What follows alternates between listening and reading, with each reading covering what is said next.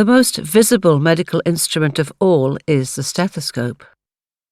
Draped artfully across the neck, it announces that the person wearing it possesses special powers. As a rule, the wearer is the one most likely to believe in the near-divine significance of this badge of office. In many ways, the stethoscope also ranks as the most important medical instrument. The object goes right back to 1816, and a young French doctor called René Théophile Hyacinthe Laennec.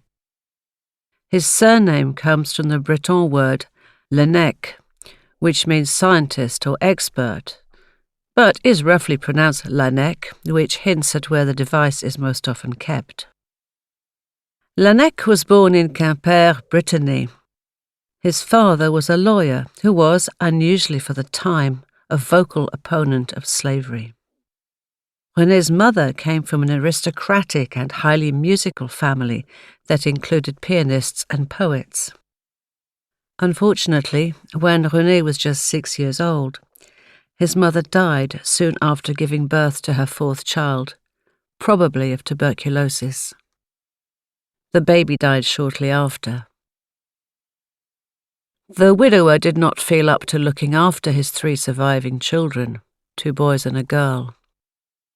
René was initially dispatched to live with Uncle Michel Jean, who was a priest near Quimper.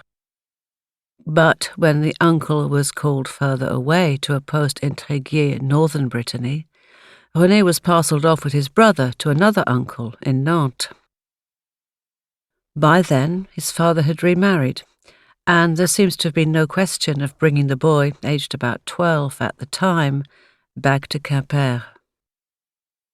Uncle Guillaume was a university rector and a doctor with a prestigious job at the hospital in Nantes.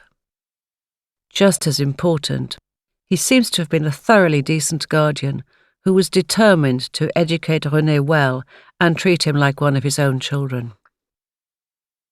Many adolescents turned to musical instruments. So did René, though it was the flute he yearned to play rather than the guitar that modern teenage boys love.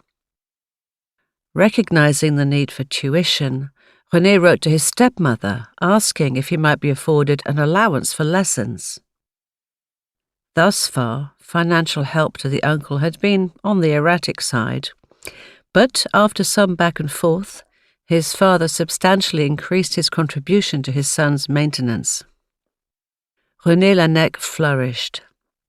In addition to playing the flute, he threw himself into dance, art, poetry, choral music, and sport, including hunting. He was also an enthusiastic student of English, German, Latin, and Greek. Although he might have seemed destined for a career in the arts, his uncle's influence won out. The boy chose medicine. Health was one stumbling block.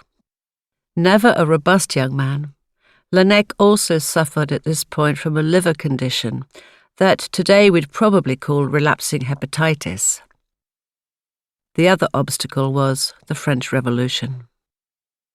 Simmering for years, revolt erupted in the late 1780s. The Bastille was stormed in July 1789, when Laennec was 8. This was followed in August by the Declaration of the Rights of Man and the Citizen.